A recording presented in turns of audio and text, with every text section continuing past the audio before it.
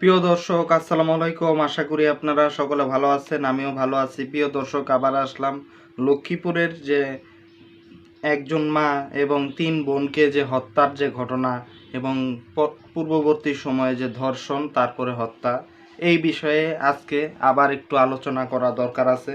এই ভিডিওটি আপনাদের সকলের জন্য গুরুত্বপূর্ণ, বিশেষ করে আপনাদের মা এবং বোনদের জন্য কিন্তু এই ভিডিওটি গুরুত্বপূর্ণ। আশা করি ভিডিওটি লাইক করবেন, কমেন্ট করবেন, শেয়ার করবেন এবং আমার চ্যানেলটি থেকে হিন্দুত্ববাদীদের বিরুদ্ধে নিয়মিত ভিডিও পেতে চ্যানেলটি কিন্তু সাবস্ক্রাইব করবেন। আপনারা কিন্তু চ্যানেলটি সাবস্ক্রাইব করার ক্ষেত্রে একটু কৃপণতা করেন, আশা করি এই ব্যাপারটা দেখবেন। প্রিয় দর্শক, এই যে লক্ষ্মীপুরের যে ঘটনা আমরা শুনলাম, যে প্রথমত যেটা শুনলাম পরবর্তীতে এইখানে নাকি এই হিন্দু ছেলেটা ওই মেয়েটাকে বিয়ে করতে চাইছিল, অর্থাৎ ৩ মেয়ের ভিতরে মেজো মেয়ে না বড় মেয়ে তাকে নাকি বিয়ে করতে চাইছিল। পরবর্তীতে সে এক পর্যায়ে জানতে পারছে যে এই ছেলেটা হিন্দু এবং বাড়িতে এসে পরিবার প্রস্তাবও দিছিল যে আপনার মেয়ের সাথে আমার ছেলের বিয়ে হোক, কিন্তু মাও রাজি হয় নাই এই কারণে যে ছেলেটা তো হিন্দু, হিন্দুর সাথে তো একটা মুসলিম মেয়ের বিয়ে শাদী হইতে পারে না। তো এই ঘটনার পরই এই অন্তর মজুমদার এর মাথার ভিতরে প্রতিশোধের আগুন জ্বলে যে না, আমার যেমনিই হোক জোরাজুরি কইরা হইলেও আমার যা করার তাই করতে হইব। হ্যাঁ, তো ছেলেটা মাদকাসক্ত একটা তান্ত্রিকের কাছে যাইতো, এই তান্ত্রিকও জড়িত। এই তান্ত্রিক নিজেও অনেকবার ধর্ষণের অভিযোগে অভিযুক্ত এবং সে নাকি যত খারাপ কাজ করে তান্ত্রিকতার নামে। আমি পরিষ্কারভাবে বলে দিতে চাই, আমাদের ঢাকা শহরে যত হিন্দু তান্ত্রিক আছে সমস্ত তান্ত্রিকদেরকে কিন্তু আইনের আওতায় আনা হবে। ঢাকার শহর তো দূরের কথা, সারা বাংলাদেশে হিন্দু তান্ত্রিকদের পিঠের ছাল চামড়া কিছুই কিন্তু থাকবো না। আমি কিন্তু পরিষ্কার ভাষায় বলে দিলাম, হিন্দু তান্ত্রিকদের একদম ছাল চামড়া একদম ডুগডুগি বাঁধানো হইব। পরিষ্কার কথা, তান্ত্রিকতার নামে ফাইজলামি, তোমার তন্ত্রমন্ত্র তোমার পিছন দিয়ে ভরা হইব হওয়ার পোলারা। হিন্দু তান্ত্রিকদের খবর আছে কয়ে দিলাম। তো এই তান্ত্রিক এই তার ডেরায় যাইতো, তার ডেরায় গিয়েই এগুলি পরামর্শ কইরা এই সমস্ত কর্মকাণ্ড করছে এবং তার পরিবারও জড়িত। তার পরিবার একটা মুসলমান মেয়েকে পছন্দ করলো তার ছেলে, আর আসলো প্রস্তাব দিতে। কত বড় সাহস!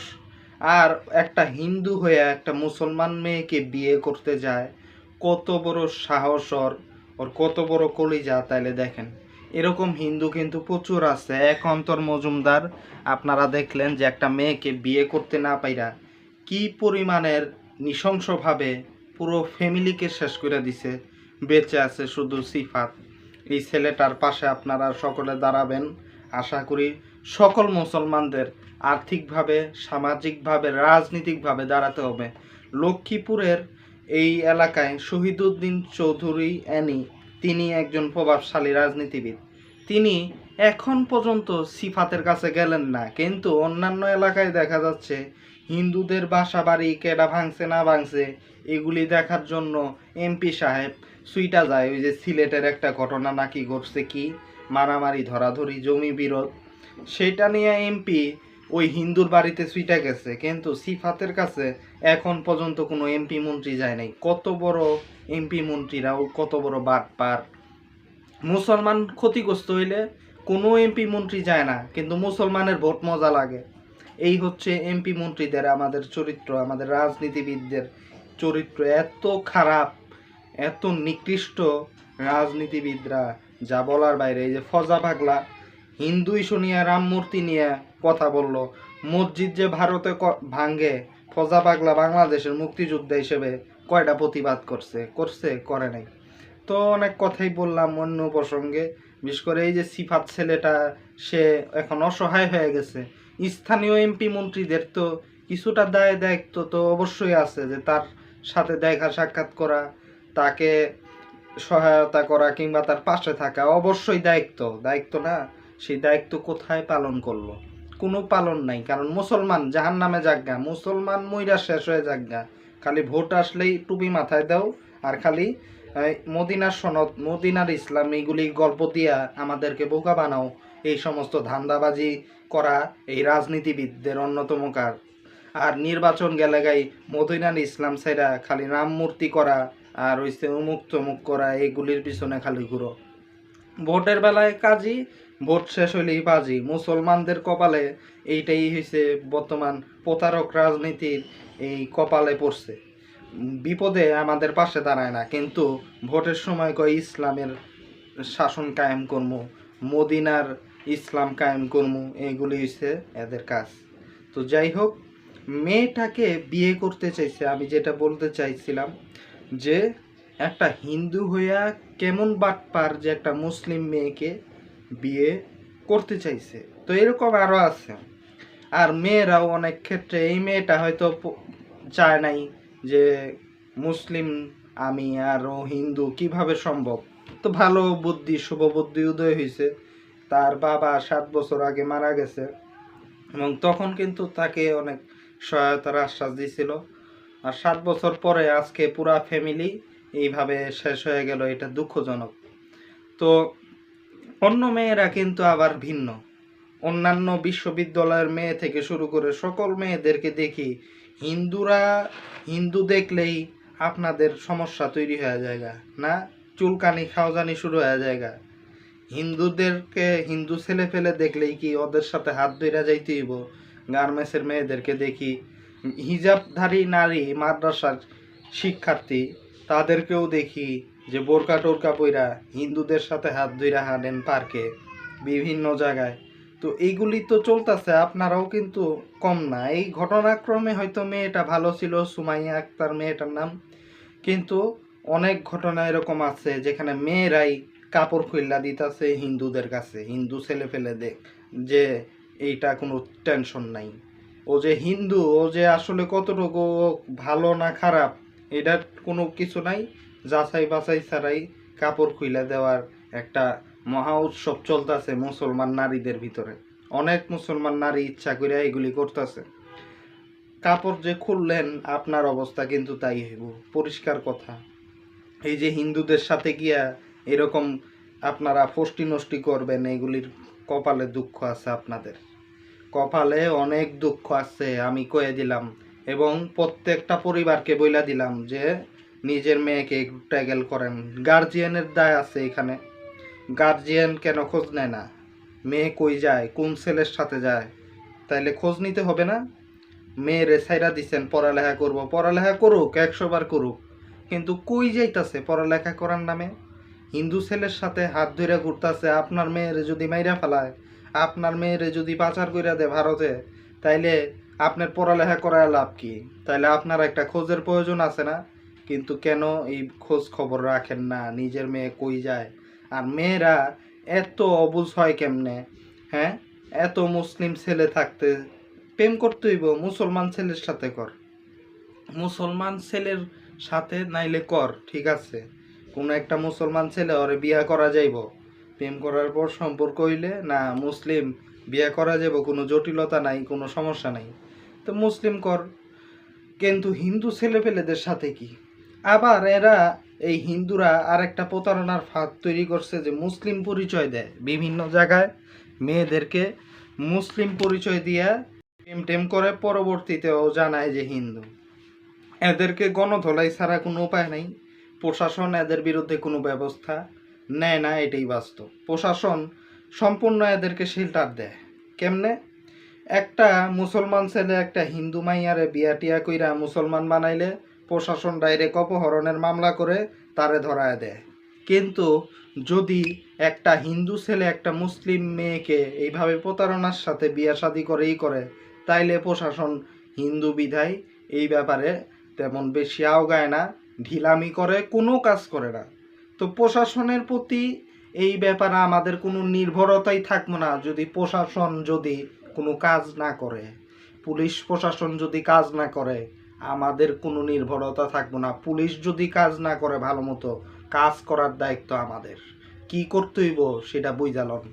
আর বাকি এই সমস্ত প্রতারক যারা মুসলমান পরিচয় দিয়ে মেয়েদেরকে ফসলাইতাছে হিন্দু, এদেরকে এদেরকে অন্তর মজুমদারদের মতোই ভয়াবহ পরিণতি এদের কপালে আছে।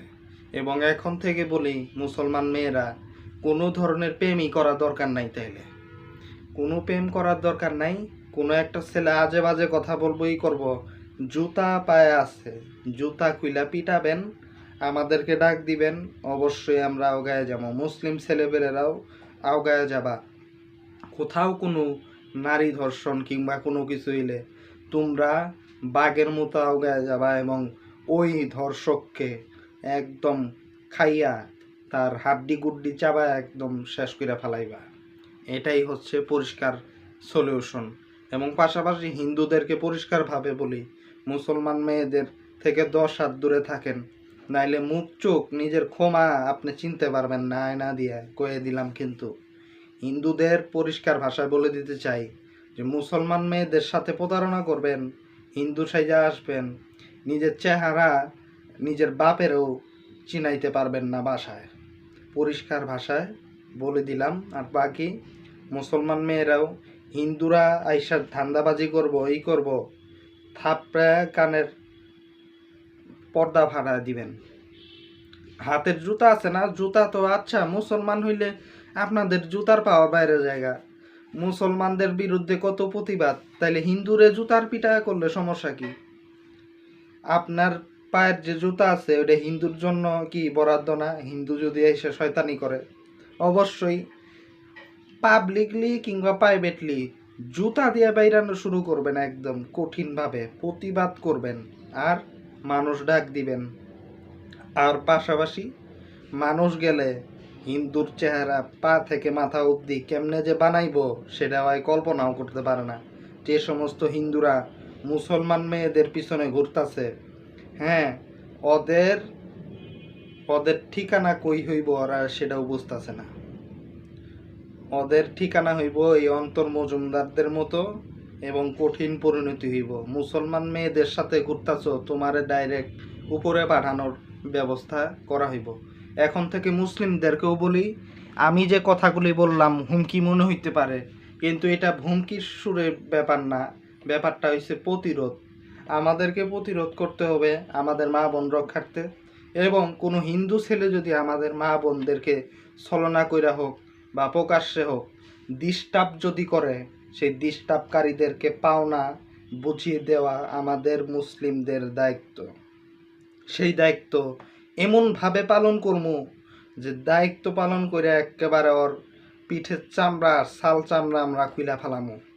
আমাদেরকে সেটা করতে হবে। প্রশাসন আমাদের পাশে নাই। প্রশাসন হিন্দুদের পাচাটে, হিন্দুদেরকে গোলামি করে বিভিন্নভাবে। সেই হিসেবে বুঝাই দিতে হইব। অনেক জায়গায় এগুলি হচ্ছে, মুসলিমরা সচেতন হচ্ছে। বাকি বিভিন্ন জায়গায় টেকনাফ থেকে তেঁতুলিয়া প্রত্যেকটা জায়গায় মুসলমানদের সতর্ক হইতে হইব, লক্ষ্মীপুরের মতো ঘটনা যাতে আর না হয়। আর সিফাতের জন্য শোক বেদনা, কিন্তু এই শোককে শক্তিতে পরিণত করতে হইব।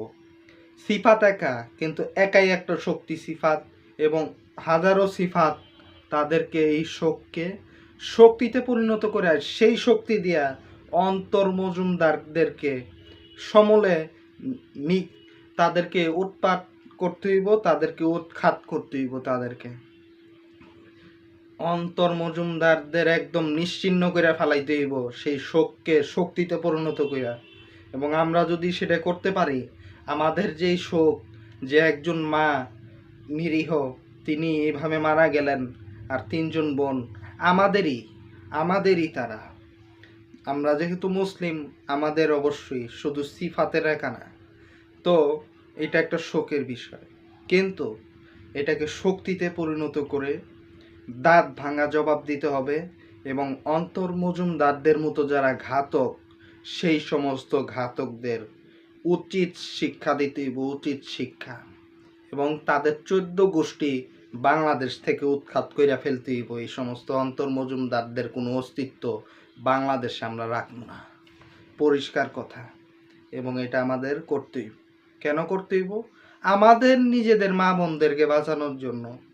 আমাদের তাড়না, আমাদের নিজেদের অধিকারের তাড়না, বাঁচার তাড়না।